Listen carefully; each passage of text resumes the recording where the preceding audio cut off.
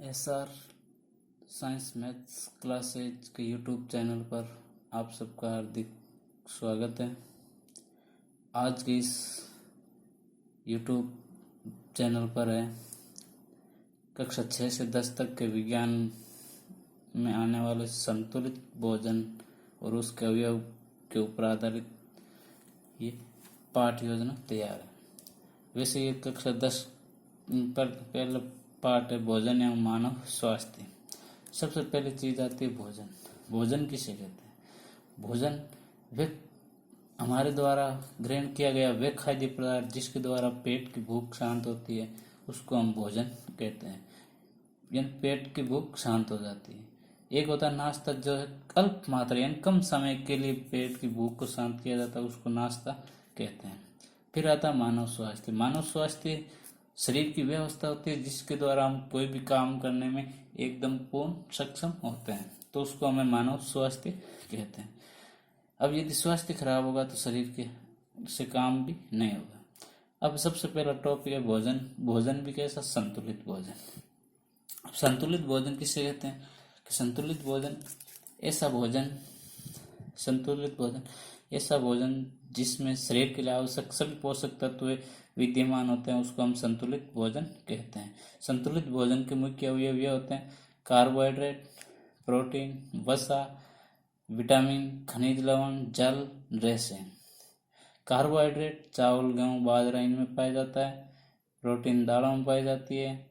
वसा दूध है, घी है, तेल है, उनमें विटामिन कुछ सब्जियों में पाए जाते हैं। सूर्य से, मछली के यकृत से भी विटामिन प्राप्त होती है। खनिज लवण जमीन से सब्जियों के द्वारा प्राप्त होते हैं।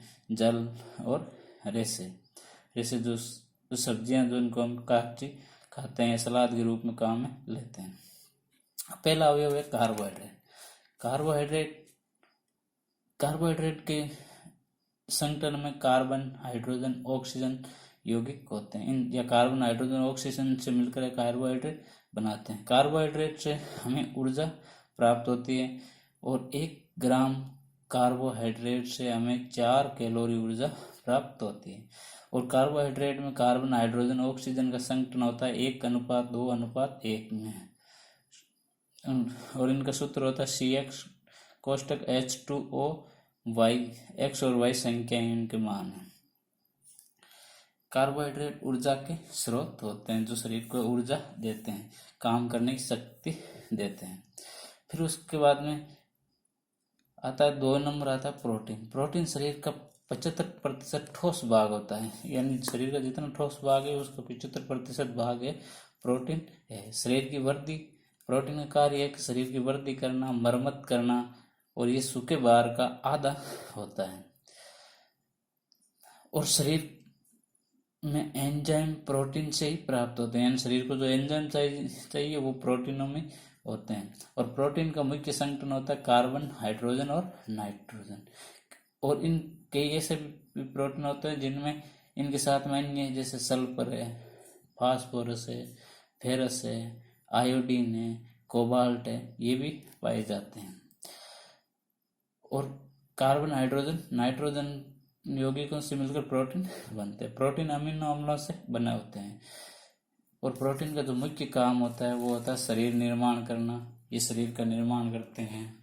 ऊतक है, अस्थियां हैं, इनका निर्माण करते हैं। और उपास्थियों, एंजाइम और विटामिन का निर्माण करते हैं शरीर में।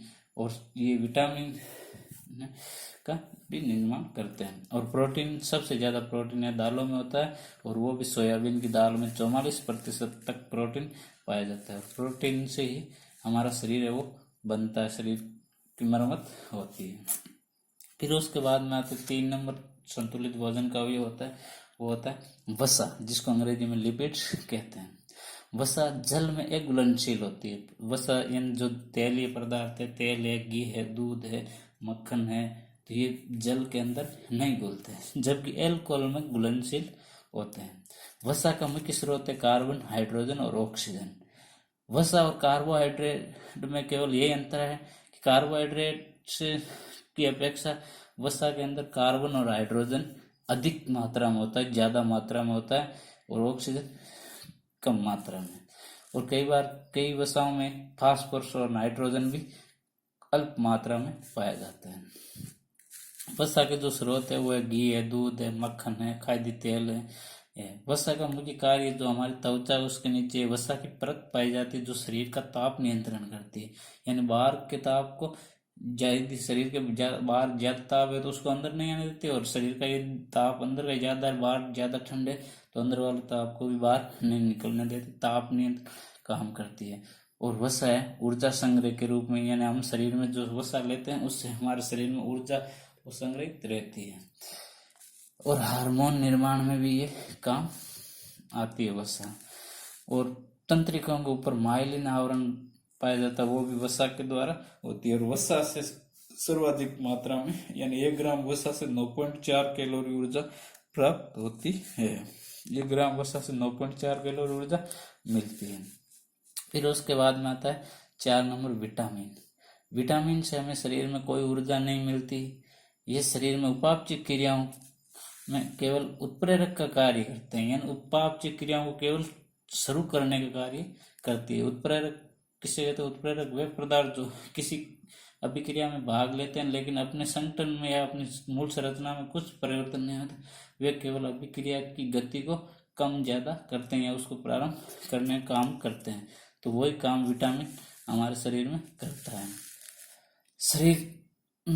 शरीर के निर्माण में विटामिन भाग नहीं लेता, और इसको है हम बाहर से भी नहीं ले सकते या इनका शरीर में निर्माण नहीं होता है।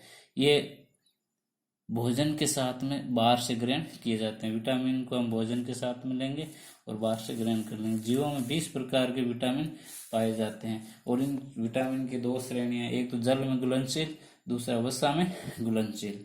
पहले जल में घुलनशील B+C, यानी विटामिन बी और सी है वो जल में घुलनशील है, और वसा में घुलनशील है ADE के। अब पहले वसा में घुलनशील विटामिन पढ़ लेते हैं।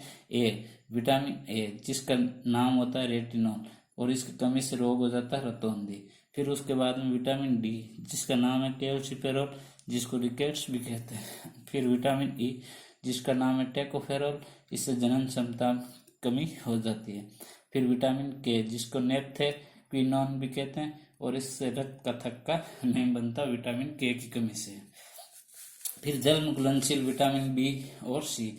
विटामिन बी है, बी कई अवयवों में पाया जाता है। B1 जिसको थायमिन भी कहते हैं, इसकी कमी से बेरी रोग हो जाता है। विटामिन B2 जिसको राइबोफ्लाविन कहते हैं, इससे पाचन तंत्र है वो कमजोर हो जाता है। फिर विटामिन B3 जिसको पेंटाथिनिक कहते हैं, जिससे चर्म रोग है, बाल झड़ना प्रारंभ हो जाते हैं। फिर विटामिन B5 जिसको निकोटीन कहते हैं, जिससे पेलेग्रा रोग हो जाता है। विटामिन B6 जिसको पायरोडोक्सिन रक्तहीनता और पेशी ऐंठन हो जाती है। विटामिन B12 जिसको साइनोकोबालामिन कहते हैं, जिससे धीमी वृद्धि होती है। H बायोटिन चर्म रोग या बाल झड़ना प्रारंभ हो जाते हैं। विटामिन सी से स्कॉर्बिक अम्ल जिसको स्करी रोग भी कहते हैं। फोलिक अम्ल समूह जिससे रक्तहीनता या धीमी वृद्धि। फिर उसके बाद में आता है खनिज लवण। खनिज लवण हमारे शरीर में कई प्रकार के खनिज तत्व है वो आवश्यक है हमारे शरीर के, जैसे लोहा तत्व, फेरस से जमीन से जो पालक है, हरी सब्जियां उनमें लोहा तत्व पाया जाता है। जो हमारे शरीर में रुधिर में जो हीमोग्लोबिन है उसका भाग होता है, और हीमोग्लोबिन की कमी से रक्तहीनता यानी खून की कमी एनीमिया रोग हो जाता है। कैल्शियम Ca जो है हड्डियों के निर्माण में भाग लेता है कैल्शियम। फिर आयोडीन है वो भी हमें पानी, समुद्री पानी या नमक है उससे प्राप्त होता है आयोडीन, और उसमें वो जो हमारे शरीर की थायराइड ग्रंथि है उसके हार्मोन को नियंत्रित करता है, और गेंगा रोग हो जाता है। यदि आयोडीन की कमी होती है तो शरीर में गेंगा रोग हो जाता है। और खनिज लवण सब्जियों से प्राप्त होते हैं। फिर उसके बाद में आता है अगला 6 नंबर पॉइंट, जल। जल ही जीवन है। जल ही एकमात्र ऐसा पदार्थ है जो पृथ्वी पर तीनों अवस्थाओं में पाया जाता है, ठोस, द्रव्य, गैस। यानी एक साथ ध्रुवों पर बर्फ जमी हुई है तो ठोस रूप हो गया।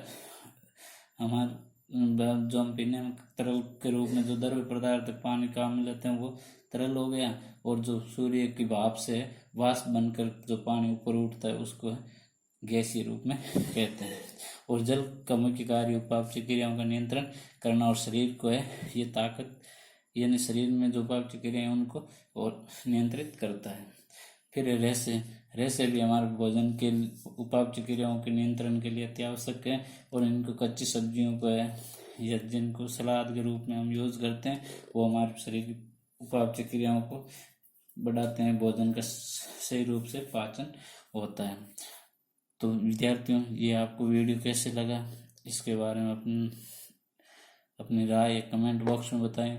वीडियो अच्छा लगा तो लाइक करें, सब्सक्राइब करें और ज़्यादा से ज़्यादा इस वीडियो को शेयर करें और अपने सुझाव कमेंट बॉक्स में दें। और इस वीडियो इसको है एक स्क्रीनशॉट है वो खींच लें ताकि आपको है जब भी आपको पढ़ना हो वापस पढ़ सकें आसानी से।